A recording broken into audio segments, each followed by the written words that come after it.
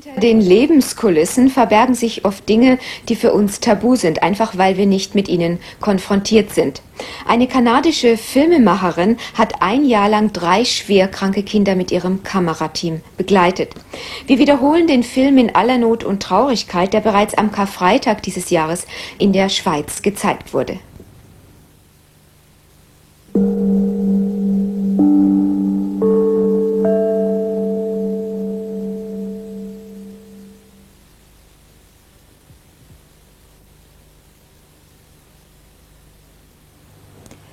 Mit dem Motto des bekannten Bachschen Chorals in aller Not und Traurigkeit möchten wir die Matinee des heutigen Tages, dem Karfreitag, widmen.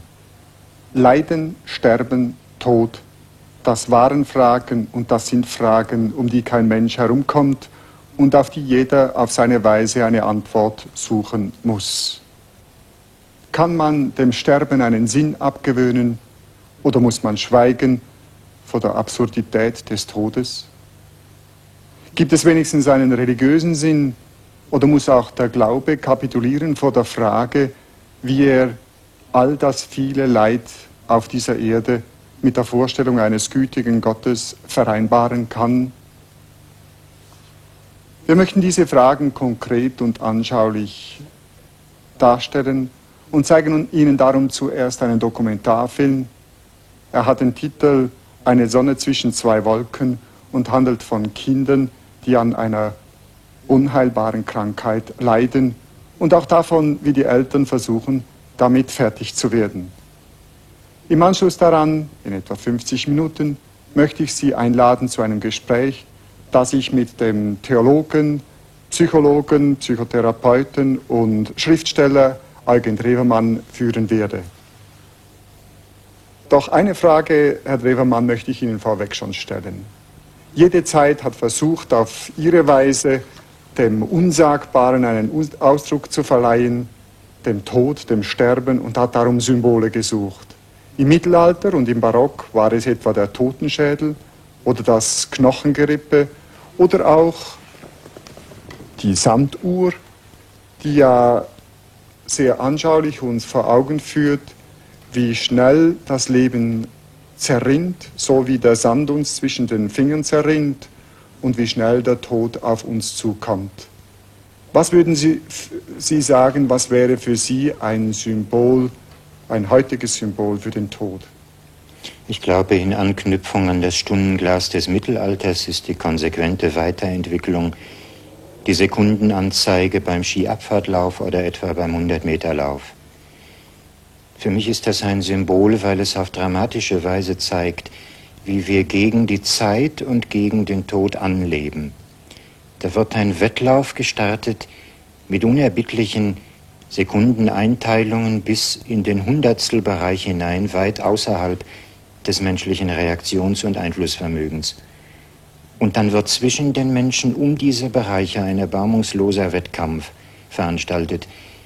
Ausgedehnt in unserer Gesellschaft hat sich dieser Wettkampf inzwischen in den Bereich von Mensch und Maschine, denkendes Subjekt und Computer bis in die Nanosekundeneinheiten hinein.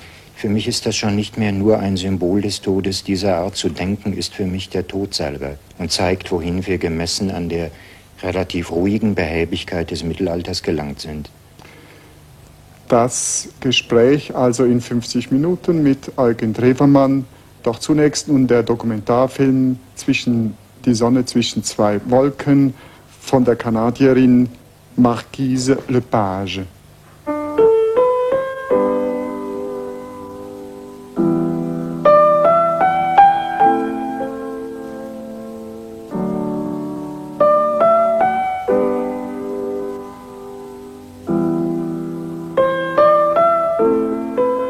Ma vie rêvée pour le futur. 1996, 18 octobre. Le téléphone sonne. C'est Denise Ménard. Elle veut me parler. Valérie, c'est ta fête demain. Tu auras 18 ans. Je viens de recevoir un appel de Toronto. Ce que je viens d'apprendre est un merveilleux cadeau pour tes 18 ans. Les chercheurs ont trouvé le remède. pour combattre la fibrose kystique. Je suis tout émue. Je téléphone immédiatement à mon amie Marie-Josée pour lui annoncer cette bonne nouvelle que nous attendions depuis si longtemps. Ma famille organise une grande fête en l'honneur de mon frère Benjamin et moi. Nous sommes tous très heureux. Ce soir-là, en pratiquant mon violon, je souris en pensant à tous mes beaux rêves que je pourrai enfin réaliser.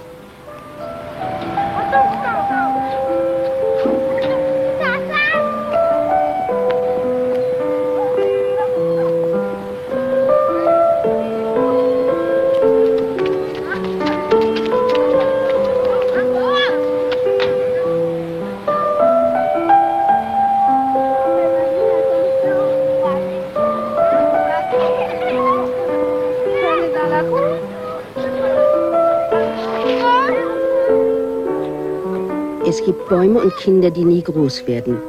Krankheiten und Unfälle wollen es anders. Ich weiß nicht, was mich dazu bewogen hat, mich für Kinder zu interessieren, die jeden Tag ihre Kindheit und ihr Leben verlieren konnten. Ich weiß nur, dass ich sie zu suchen begann, als mein Vater schwer erkrankte.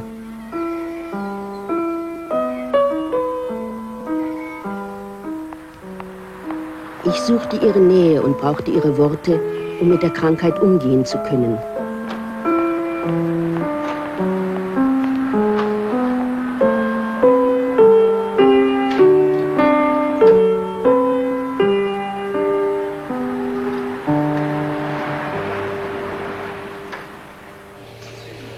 Lentement. Lentement. C'est bon, la chouette. Lentement. Vas-y, pousse. Allez, descends, descends, descends, descends, descends, descends, descends. Prends de l'air. Oh, coucou. Ok. Superbe, celui-là. Il était très beau. On va rester normalement. Rester normalement. Ok, on va rester normalement. Ok, vas-y, va ici. Allez, vas-y. Plus vite, plus vite, plus vite, plus vite, plus vite, plus vite. Encore, vas-y, vas-y, vas-y. Plus vite, plus vite, plus vite, plus vite, plus vite, plus vite. Encore, on achève, encore. Ok, on essaye. Tu veux t'en faire un autre? Comme tu veux. On essaye un autre. D'accord? Pour être sûr que c'est très beau. Ça va être notre dernier. Pour toi, ça veut dire quoi une maladie incurable? Incurable, ça veut dire qu'on ne peut pas la guérir, mais il faudrait un miracle pour la guérir.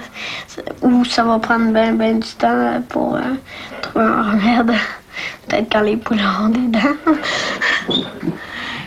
Ta maladie, la fibrose kystique, c'est une maladie incurable, ça? Oui. Qu'est-ce que tu sais d'autre sur la fibrose kystique? Je sais que c'est digestif puis respiratoire, pulmonaire. Je sais mieux. Puis c'est parce que mes parents avaient le gène, que je l'ai eu, puis que mon frère l'a eu aussi. Puis je pense qu'il y a une chance sur 4 que ceux qui ont le gène donnent un enfant fibrose. Je sais pas si ça t'aide que vous soyez 2 dans votre famille à avoir la fibrose.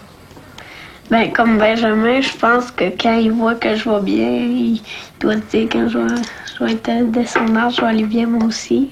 Je pense qu'il doit se dire à peu près ça. Ben, moi j'aime beaucoup Benjamin, mais je veux dire, comme il est plus petit que moi, je peux pas me dire quand j'aurai son âge, je vais être bien comme lui. Je pourrais pas dire ça. Parce que je suis plus grande. Il va-tu plus souvent à l'hôpital que toi? Ben, on y va à chaque 3 mois. Faire une vérification. Là. Le médecin nous regarde, il fait toutes sortes de choses. Puis on va faire des radiographies, puis tout ça. Des fois des piqûres. Puis, ben lui, il se fait hospitaliser plus souvent. Parce que pour ses polypes, mais moins longtemps. Lui, il n'a jamais été hospitalisé pour la fibrose kystique parce qu'il va bien. Lui est plus atteint du côté digestif, moi plus sur le côté pulmonaire. Puis, là, 4 ans, je suis allée à l'hôpital. Là, j'étais 2 ans sans y aller. Après ça, je suis allée l'année passée encore. Cette année, je sais pas si je vais y aller. Tu te sens bien, là? Oui. Quand tu y vas, c'est parce que tu te sens essoufflé, c'est ça? Ben, je vais pas bien. C'est quand je passe plus mes nuits, là, puis je vomis, puis tout ça. Puis que je peux presque pas dormir dans la nuit. Ben là, on va voir le médecin, puis il nous dit... Aïe! T'es passé dessus, hein? Oui, ça va un petit peu. On va aller la chercher.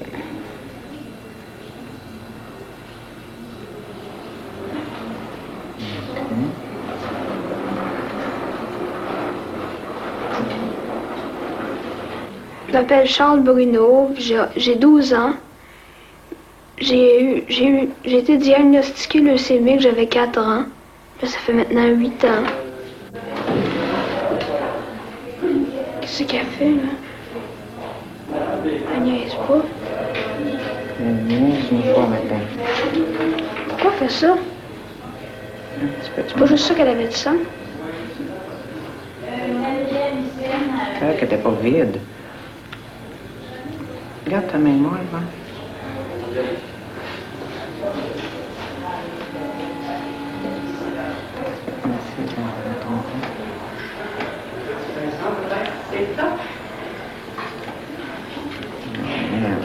Qu'est-ce qu'elle a? Elle vient. Je savais qu'elle ne pouvait pas nous faire ça. J'espère qu'elle fera pas comme l'autre fois, par exemple, une péter après le crash-match. D'abord, il s'est passé que un bon jour, j'avais des bleus partout. Puis j'avais des mal à la tête, mal aux jambes beaucoup. Puis là, on est venu à Sainte-Justine. Puis là, c'est là qu'ils ont vu que, d'après les tests, c'était la leucémie. Puis là, ils m'ont gardé à l'hôpital, ils m'ont hospitalisé pour me donner de la chimio intense. Après ça, quand je suis sortie de l'hôpital, je suis venue 1 fois par semaine. Depuis l'âge de 4 ans, tu viens à l'hôpital 1 fois par semaine? Presque. Y a-tu eu des moments où tu as arrêté le traitement? J'ai arrêté pendant 2 ans. C'est tout. Aujourd'hui, je vais avoir une chimiothérapie. Il me pique dans la main, il m'injecte un médicament. Qu'est-ce qu'elle fait? Ça. C'est bien peur qu'elle bloque dedans, hein? Non. C'est pas pété. C'est bien peur quand même. Non, T'es fatigué, là, hein? Oui. Tu veux-tu venir te coucher? Même tu prends ses pieds. Est-ce que c'est un nouveau médicament? Non, c'est un médicament que j'ai déjà eu. Ils n'ont pas changé ton protocole, quoi, même après? Oh, ils l'ont changé, ils l'ont modifié un peu. Puis il reste que... Ça fait quand même 8 ans que j'en ai des médicaments. Je les ai pas mal tous... M'en ai passé pas mal, les médicaments. Fait qu'il y en a qui reviennent que j'ai déjà eu. Et c'est les plus efficaces qui reprennent? Pas nécessairement, c'est sûr que mon corps prenait le mieux. Que j'étais le moins malade avec. Qui faisait effet. Et que mon corps prenait bien aussi. Juste ça d'avoir du sang. Les effets secondaires, c'est le mal de cœur, mal de tête, mal aux jambes, la fatigue. Perdre ses cheveux. Perdre ses cheveux. Ça, perdre ses cheveux, là, ça, c'est tout, non. OK, on prend une grande respiration, Charles. On y va tranquillement. OK, on rentre dans la tête.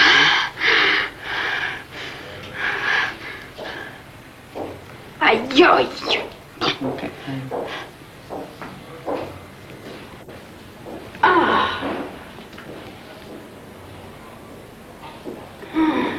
OK, détends-toi, là. Elle fait pas comme l'autre, là? Non, elle est belle. Cet été, j'ai été bien malade. J'ai fait une hépatite au foie, j'ai eu des champignons au poumon, une cellulite à l'œil. J'ai tout fait ça en même temps, puis là, c'était vraiment dur. J'étais vraiment en bas de la côte, là. C'était vraiment dur à remonter. Puis là, j'ai surmonté ça. Les médecins pensaient que j'allais perdre mon œil. Il en avait parlé à mes parents. Puis là, finalement, mes parents me l'avaient pas dit. Puis là, j'ai surmonté ça. J'ai gardé mon œil. J'ai tout réussi à surmonter toutes les choses que j'ai eues. Puis j'ai eu beaucoup de support de mes parents, de mes tantes, mes oncles, jusqu'aux joueurs des Nordiques. Ils t'ont aidé dans ta soirée? Qu'est-ce qu'ils ont fait? Ils ont appelé à l'hôpital. C'est Mario Gosselin qui a appelé puis qui m'a dit pas lâcher. C'est de la part des joueurs. Puis ça m'avait remis du pep.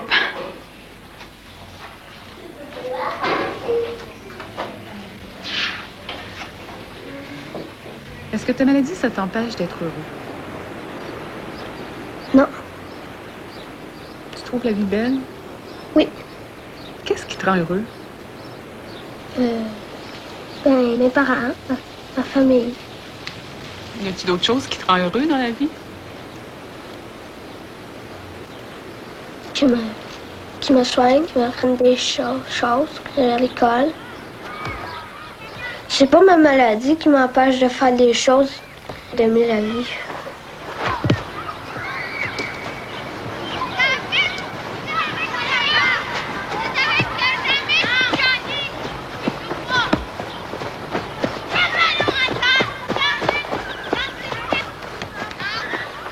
Je les trouve chanceux. Je les trouve chanceux, mes enfants. Puis ça, quand je dis ça à certaines personnes, ils me regardent en voulant dire « elle est pas bien ». Je les trouve chanceux parce qu'ils ont quand même une atteinte légère pour l'instant. La maladie est là, mais c'est pas trop agressif.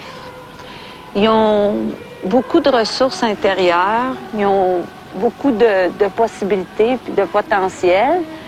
Ils pourront peut-être pas faire ce qu'ils veulent dans la vie, mais je pense qu'ils sont assez intelligents pour se raisonner, puis assez bons vivants aussi pour accepter ce qui leur arrivera. Ils ont une bonne nature, ils ont une bonne philosophie, Benjamin. Je pense qu'aussi, ils sont en train de se donner des ressources. Oh, oui. Valérie, à un moment donné, quand elle avait juste 5 ans, une nuit que j'étais inquiète d'elle, comme ça se peut pas, parce que ça faisait 3 fois qu'elle vomissait. Moi, je pensais qu'elle dormait, puis elle me dit, parce qu'elle s'était rendue compte que je dormais pas, « Inquiète-toi pas, maman, tu vas voir, demain, ça va aller mieux. » Fait qu'il nous remonte tout le temps. Benjamin, quand il se fait opérer pour les polypes, puis qu'il me serre la main en voulant dire « Aie pas de peine, maman. » Puis qu'il nous aide, puis on les aide. C'est comme ça que ça fonctionne.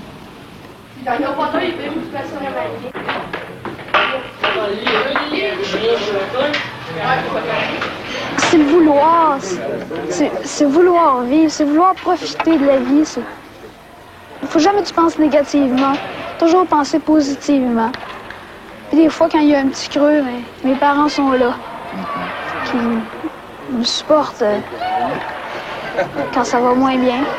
Il faut jamais penser négativement.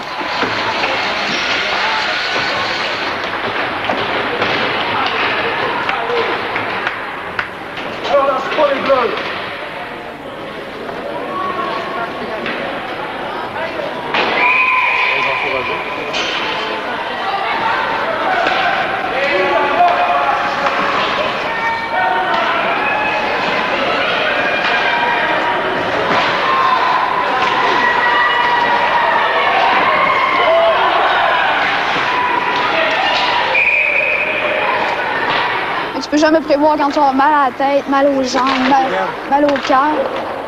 Puis il faut que tu modères tes activités. Des fois, tu peux pas suivre les autres, même si tu aurais bien envie de les suivre. Des fois, tes capacités sont plus faibles. Il faut que tu les respectes. Si tu abuses de ton énergie, mais là, ça va te prendre plus de temps à remonter.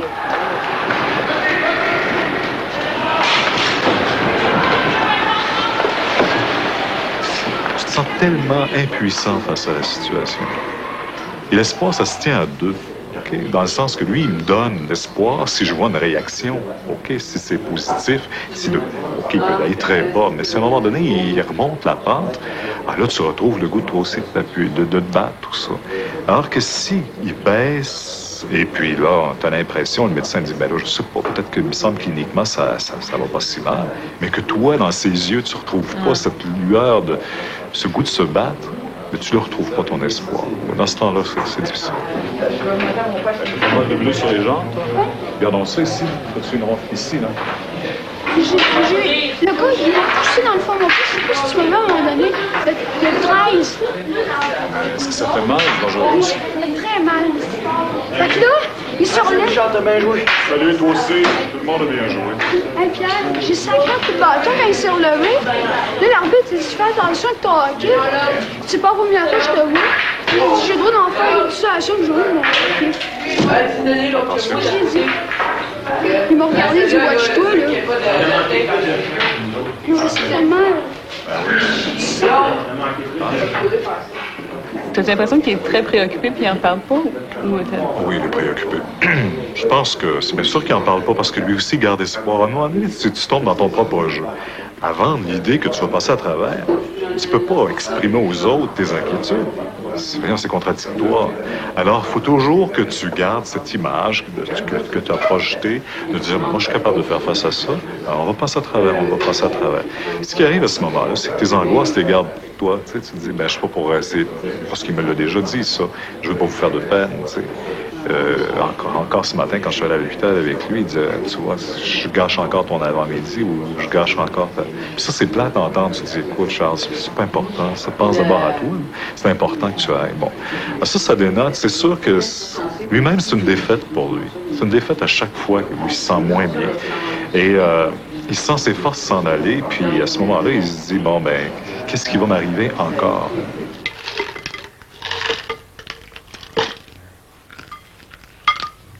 Bonjour. Ça, c'est des dinapènes.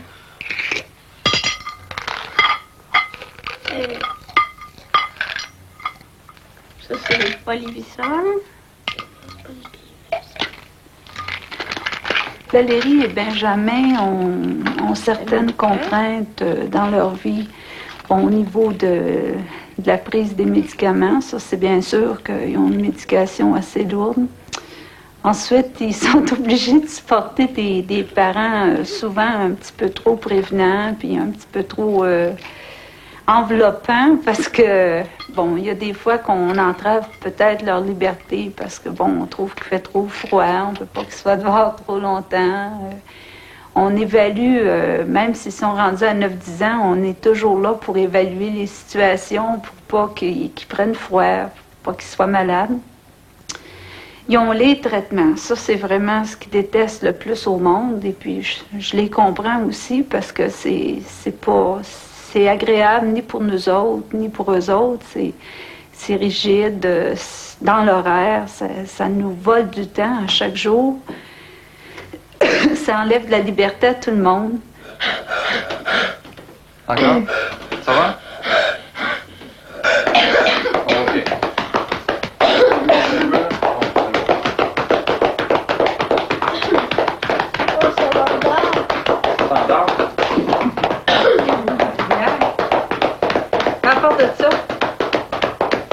Tu nous as toujours pas dit qu'est-ce qu'il faisait, ce grand-là.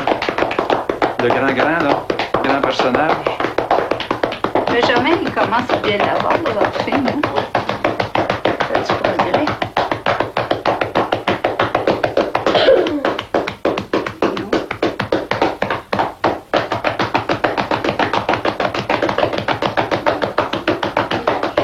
Le physiothérapeute n'a pas de surprise. On va voir, tu le sais déjà.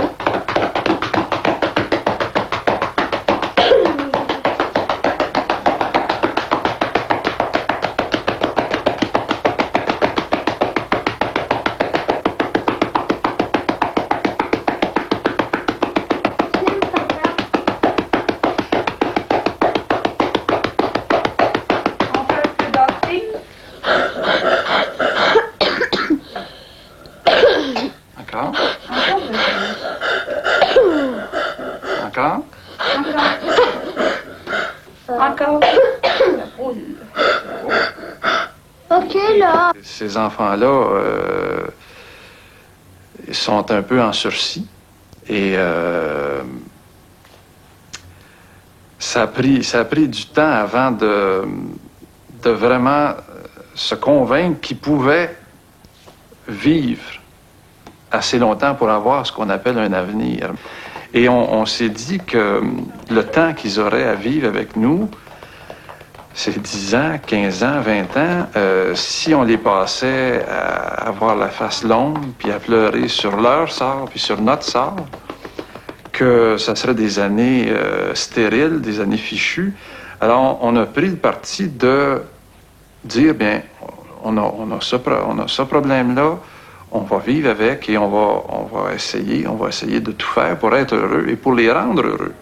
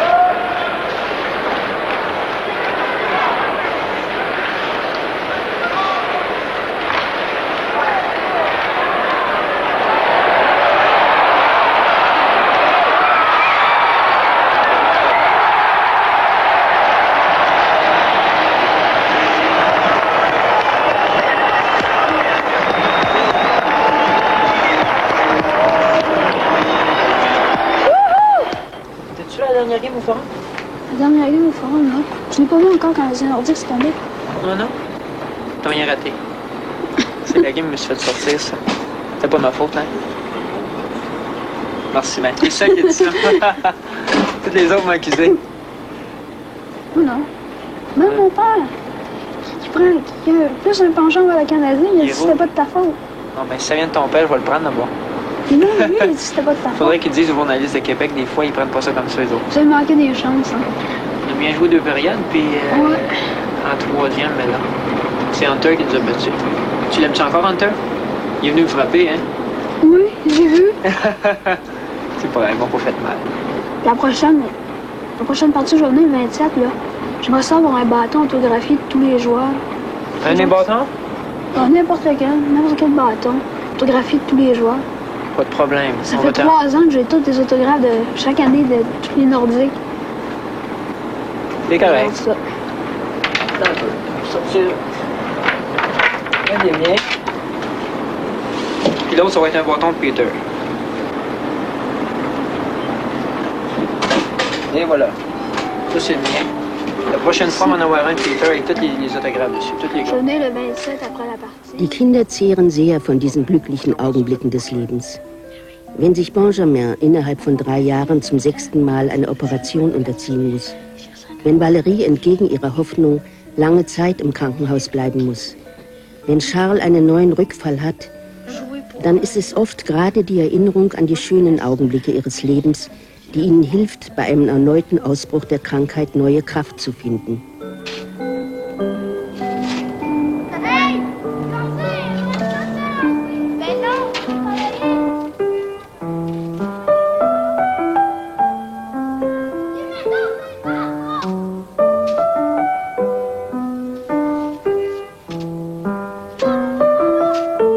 C'est la dernière rechute, là. En fait, la 3e ou la 4e. On ne sait pas s'il est encore sur la 3e ou si c'est une nouvelle. Celle-là, elle est longue et pénible. Parce que de le voir souffrir, de voir qu'il ne fait pas ce qu'un autre enfant peut faire. Puis même lui, il le sait. Il voudrait aller jouer au hockey. Il rêve d'aller faire du ski. Bon, là, j'ai hâte aux vacances de Noël quand je vais faire du ski. Puis il voit qu'il ne peut pas en faire. Mais je sais pas tout ce qu'il se dit dans... tout ce qu'il pense, lui. Mais je suis sûre qu'il a hâte d'avoir des vraies vacances. Tu peux pas aller avec La morphine, je parlais tout seul. Puis là, au début, je m'en rendais compte. Le plus ça allait, plus je n'avais. Au début, tu t'en rendais compte? De quoi? Au début, tu t'en rendais compte, tu parlais tout seul? Oui. Je me réveillais, puis je savais. J'avais parlé tout seul. Puis... Ça te réveillait? Ouais. Mais à la fin, là, ça commençait à être dur. Ça faisait beaucoup de morphine que j'avais. Oh, ouais. J'ai ça quand même pendant 1 semaine et demie. 1 semaine. Le mardi que je suis sortie de l'hôpital, c'était le 20.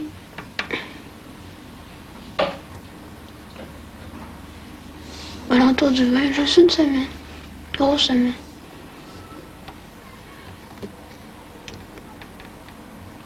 Tu devais avoir hâte de sortir, hein? Oui. La première dose, je l'ai pris, là, parce que j'avais hâte d'avoir la première dose de morphine. Ça faisait mal. Ouais. Ça va passer tout de suite. Ils me l'ont laissé comme ça. Ça doit soulager, ça? Oui, ça soulage. Je dormais presque tous les après-midi. Toute la journée.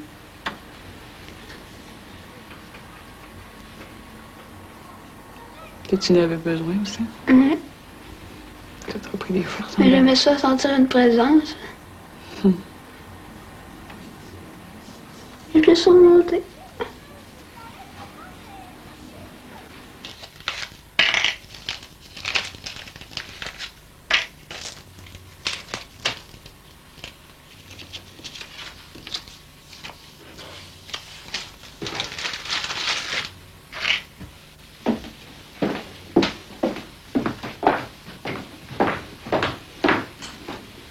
D'abord votre lunch, monsieur.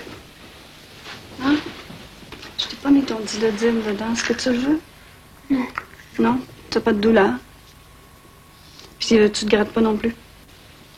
On va les sauter. Je les donnerai seulement si tu te grattes.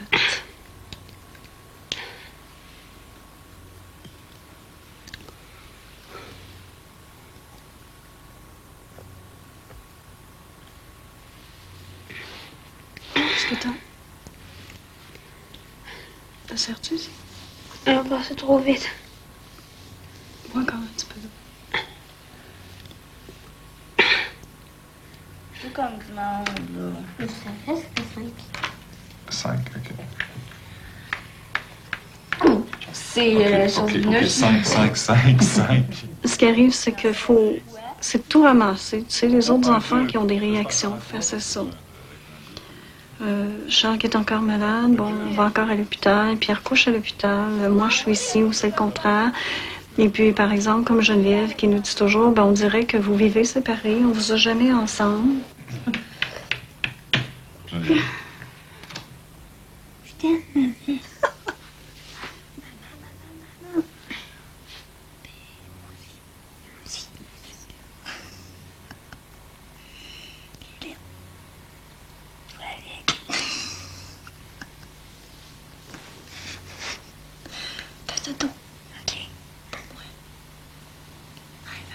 C'est plus facile quand Charles est à la maison ou quand Charles est à l'hôpital par rapport aux autres enfants? Non, je crois que c'est plus facile quand il est ici. Parce que, comme je te disais, Geneviève, elle avait des réactions parce qu'elle nous voyait à part. Mais quand elle nous voit ensemble, que pour elle, là, comme elle est venue dîner ce midi, là, tout est correct. Pour elle, Charles n'est pas malade. Là, parce qu'on est ensemble. Quand il est à la maison, c'est correct. C'est ça. Mais elle a quand même beaucoup de peine intérieurement. Puis elle, c'en est une qu'il faut ramasser beaucoup. Parce qu'elle a tendance à être très secrète. Et puis on s'en rend compte surtout par ses notes ou par son comportement. Beaucoup plus agressive. Et puis elle va pleurer. Mais en secret. Jean-Sébastien devient plus agressif. On dirait qu'il ne comprend rien, il saute, il crie. Il n'y a pas moyen de le calmer. Beaucoup plus nerveux. Parce qu'en fin de compte, Charles, même si c'est lui qui est le plus malade, je pense que c'est... En tout cas, on pense qu'il se débrouille très bien.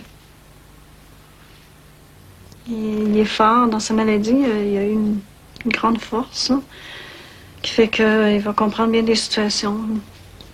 Puis il va nous laisser s'occuper des deux autres alors que lui va s'en sortir.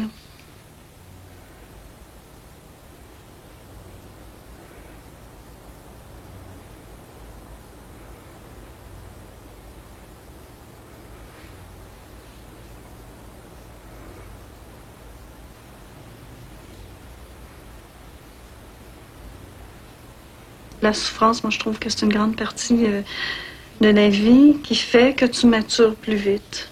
Tu n'as pas le choix, vraiment.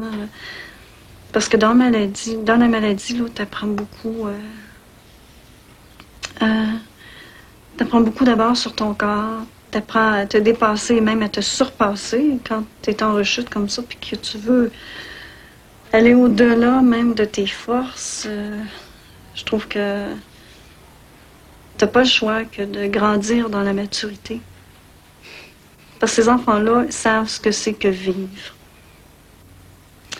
Et pour certains, comme je pourrais dire pour Charles dernièrement, c'est comme s'il avait mis un pied dans le vide.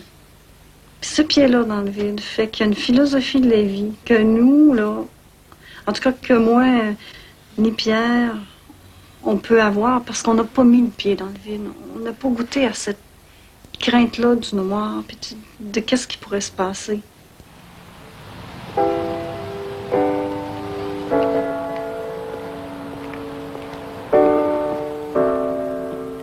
Mein Vater starb während der Dreharbeiten zu diesem Film. Ich habe an diesem Tag das Gefühl der Unsterblichkeit für immer verloren, das mich seit meiner Kindheit beschützt hat und mit dem ich den Tod stets aus meinem Leben verdrängen konnte.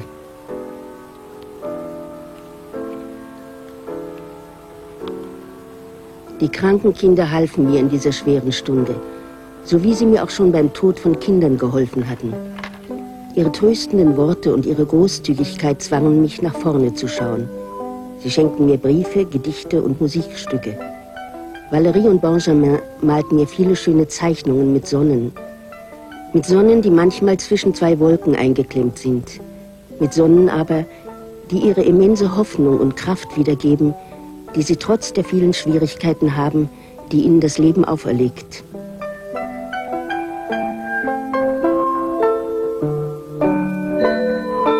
J'aimerais dire aux gens que le cancer égale pas mort. Qu'un enfant atteint de leucémie a le droit d'être accepté et d'être traité comme tous les autres. De s'exprimer et de se faire comprendre. D'avoir de l'affection, d'avoir besoin de support dans les moments difficiles et de pleurer quand ça lui fait mal. Quand un enfant a la leucémie, ce n'est pas juste l'enfant qui est malade, qui en souffre. C'est la famille au complet, le petit frère qui se demande pourquoi on va toujours à l'hôpital, la petite sœur qui ne concentre pas bien à l'école parce qu'elle pense à son frère qui est malade. C'est bien beau, les parents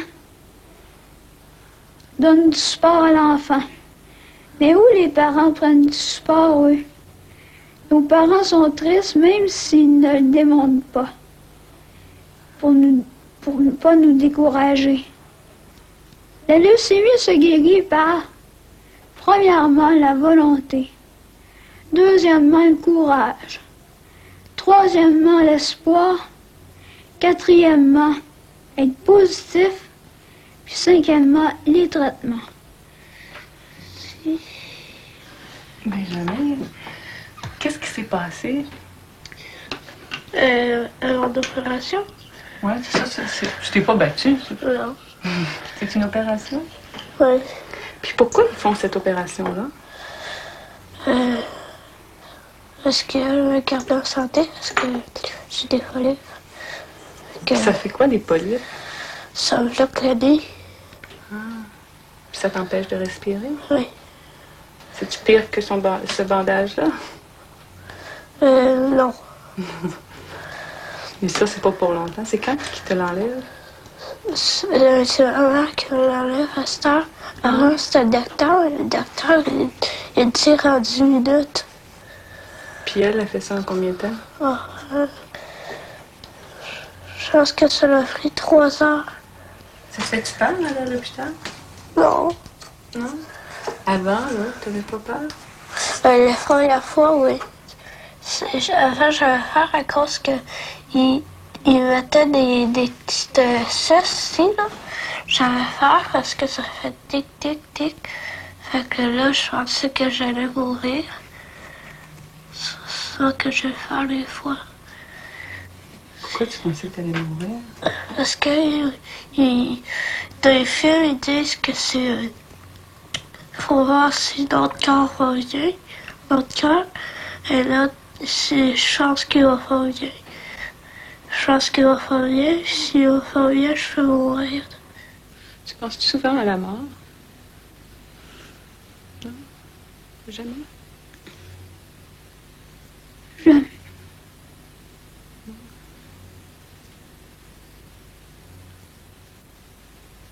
Même quand ça va mal, je sais pas. Je sais, il faut penser à ça. T'es sûr? Quand ça t'arrive, qu'est-ce que tu... À quoi tu penses?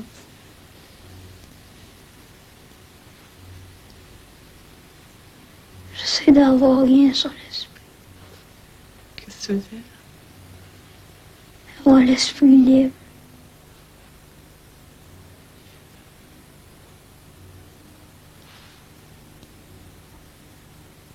Ben, je pense que j'aimerais mieux mourir tout de suite que d'être jamais venu au monde.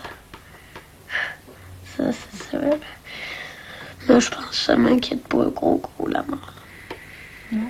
Non. Tu y penses pas que des fois, quand tu te couches? Oui, je pense, mais... Ça m'inquiète un petit peu. Ça, c'est sûr. Je pense que tout le monde, ça leur inquiète un petit peu. Mais ça m'inquiète pas gros.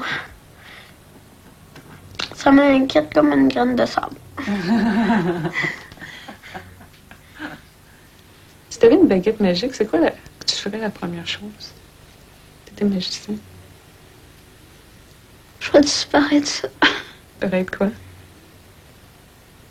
Tous les mauvais cellules. Ensuite, quand je brise la baguette magique, ça ne me dérangerait pas. Tu aurais juste besoin d'un vœu. Ouais.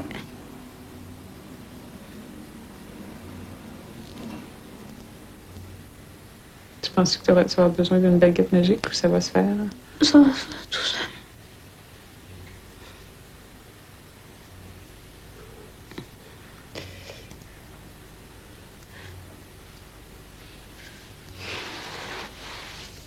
T'as déjà déménagé, tu veux faire une sieste. Tu fais l'entrevue ici avec maman? Oui, à moins que toi, t'aimerais rester là? Je vais aller m'étendre. Je veux dire. Je vais pas avoir de la chambre. Oui, je te comprends. Viens, je vais t'aider. C'est ça?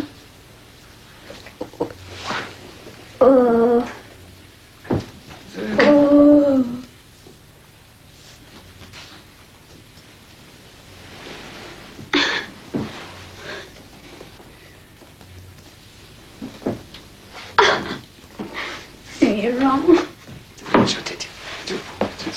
Mets ta main autour de mon cou.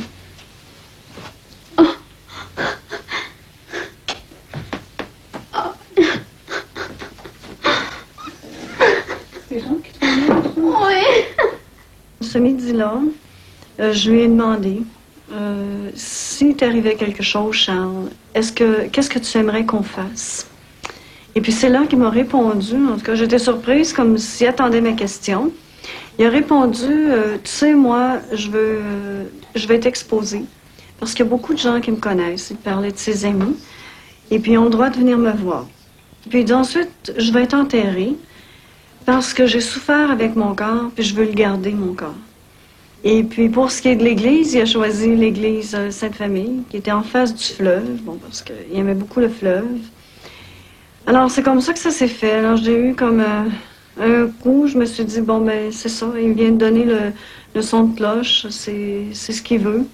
Puis on va s'arranger pour que ce soit ça.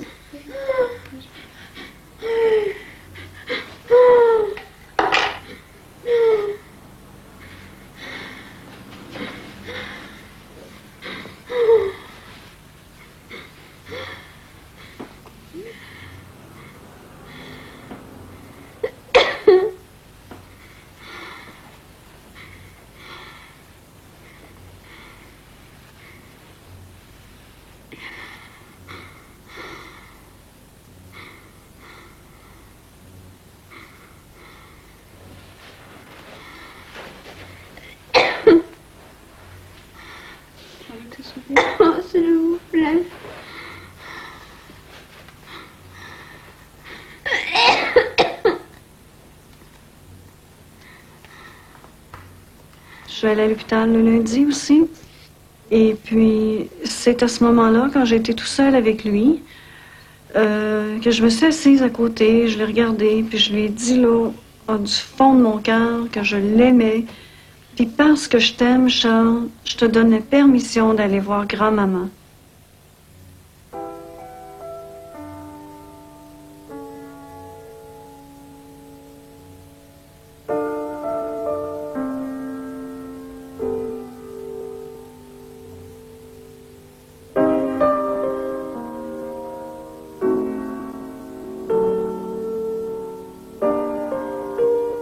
Er sprach viel lieber von einem Tunnel und einem Schmetterling. Er sprach auch viel von seiner Großmutter und seinem Vogel Virgül, den beiden einzigen ihm bekannten Wesen, die diese Welt vor ihm verlassen haben.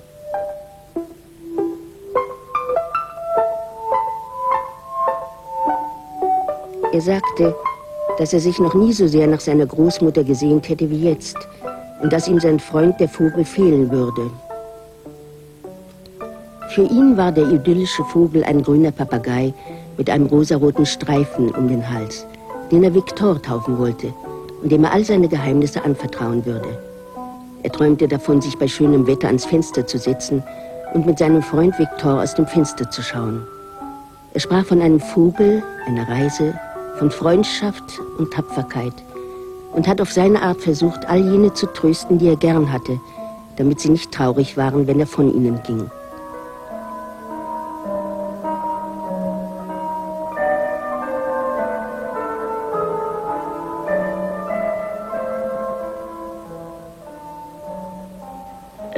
Je restais à côté de lui, je sais que si, je l'aimais beaucoup. Puis, tu le caresses? Oui. Ah oui? Mais toi, quand tu es venu la journée, là, quand il est décédé, ouais. Tu étais quand même près de lui aussi, hein? Qu'est-ce que tu as fait? Pas beaucoup de choses. Mais je disais que je l'aimais. On pouvait pas y toucher beaucoup, hein? Non. Il avait mal, hein? C'est vrai. On a essayé un peu d'apprivoiser tout ce qu'on vivait, hein? Parce que tout ce qu'on vivait à ce moment-là, c'était pour nous aussi... bon, les médecins nous avaient dit, c'est sûr que Charles, il s'en tirera pas.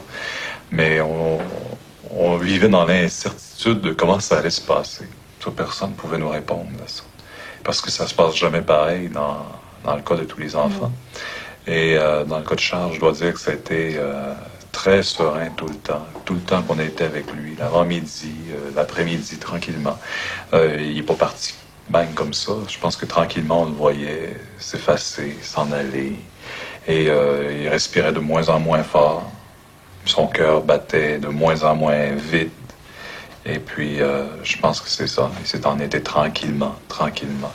Mais quand il y a eu son dernier souffle, c'est là qu'on a vraiment senti, d'abord pour lui, tout le soulagement que ça pouvait représenter, parce que son combat qu'il avait mené, là, en fait, depuis ses derniers jours d'hospitalisation. On avait senti que ça avait été pour lui très difficile.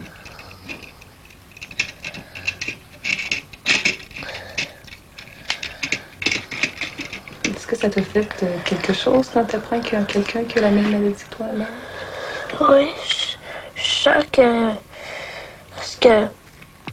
Tu sais, il y en a beaucoup qui suivent des fibroses. Parce que là, il y en avait un autre qui va, c'est autour de Céline. Là, moi, je pense que ça va être autour de nous. Parce qu'il y en reste presque plus de fibrose. Ça t'inquiète-tu beaucoup, ça, maman? Non. Je pense pas beaucoup à ça. Ça t'arrive-tu de penser? Oui, quand je me couche, des fois quand je me couche avec ma mère, elle m'en parle quand je vais être au ciel. Puis ça, quand elle m'en parle, je le sens, mais je sais pas comment je vais mourir à cause de ma maladie ou à cause... Peut-être c'est pas juste à cause de la maladie que je vais mourir. Peut-être c'est d'autres choses qui vont faire mourir. On sait que, bon, ça finira pas pour les deux en même temps.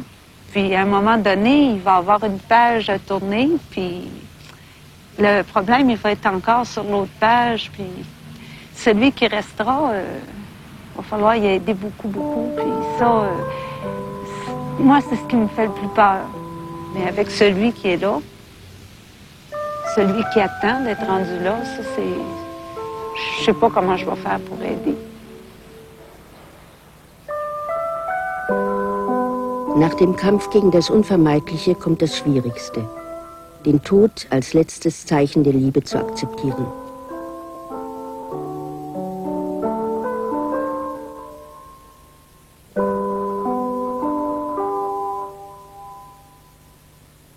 Moi, j'ai vécu la mort comme on peut peut-être vivre une naissance. C'est peut-être drôle à dire. J'ai l'impression que, bon, ça faisait quelques jours qu'on ne pouvait pas toucher au corps de Charles parce qu'il s'était douloureux pour lui, plusieurs heures même. Alors, j'ai l'impression que, bon, dès l'instant où on l'a débranché de ses calmants et tout, que l'on a pu reprendre possession du corps de Charles. Puis comme la naissance, quand l'enfant t'arrive, tu le prends dans tes bras, tu le serres, tu le cajoles. On a fait exactement la même chose. On a pris Charles dans nos bras, on l'a bercé, on a dit, bon, tiens, on t'aime, puis on est content parce que là, tu ne souffres plus. Parce que je pense que c'est sûr que Charles nous manque à nous, présentement, puis à des périodes où c'est un petit peu plus difficile. C'est sûr qu'on aimerait pour nous l'avoir à côté de nous. Mais je suis pas convaincu que lui, physiquement, était encore capable de suivre. Ça, c'est important. Puis c'est ce qui nous aide un petit peu à accepter cette situation-là. Alors, dès cet instant-là, on l'a repris, on l'a serré, on se l'est passé, la famille, les membres de la famille qui étaient présents, à tour de rôle. On a pu le serrer. Même son médecin est venu s'asseoir, l'a pris aussi dans ses bras. Chacun a pu dire à Charles, parce que j'ai pas l'impression aussi que la mort... c'est un moment précis, c'est pas à 3h45, ça commence un petit peu avant la fin de la respiration et ça doit se poursuivre encore quelques heures après, j'imagine. Et on a pu lui transmettre nos sentiments, on a pu lui dire. Ginette et moi, après, on est resté avec lui, on l'a remis dans son état premier, on l'a lavé, comme quand un enfant arrive au monde, mais on l'a relavé, on l'a laissé retourner. Es ist nicht einfach, den Tod eines geliebten Menschen zu akzeptieren. Es ist nicht einfach, sich mit dem Gedanken an den möglichen Tod eines Kindes abzufinden. Es ist nicht einfach, das eigene Ende anzunehmen. Diese Kinder, die bereits Verstorbenen wie all jene, die immer noch kämpfen, haben mich gelehrt, einfacher und intensiver zu leben. Sie sind zu unschätzbaren Freunden geworden und haben mir gezeigt, wie wertvoll die Beziehung zu einem Kind ist, unabhängig davon, wie lange es auf dieser Erde weilen mag. Sie haben mir aber auch gezeigt, wie sehr ihr Lachen, ihre glänzenden Augen und ihre philosophische Klarheit die Schreckensgedanken und Ängste der Erwachsenen zu verscheuchen vermögen. Tellement le fun de vivre. Si je mourrais tout de suite, j'aurais au moins eu la chance de tout vivre les 9 ans là, jusqu'ici que j'ai vécu.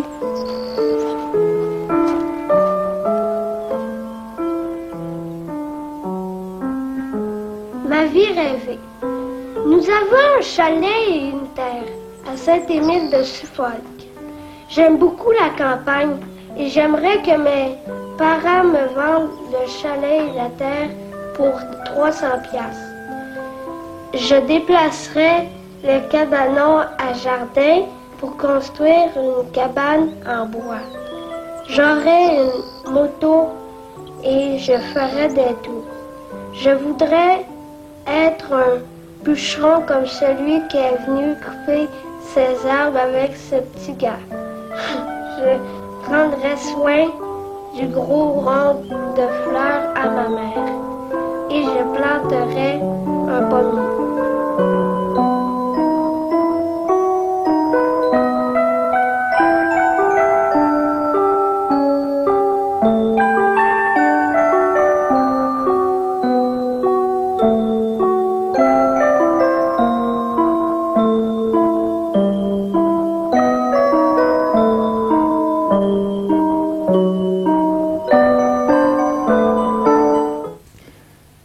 Herr Drillermann,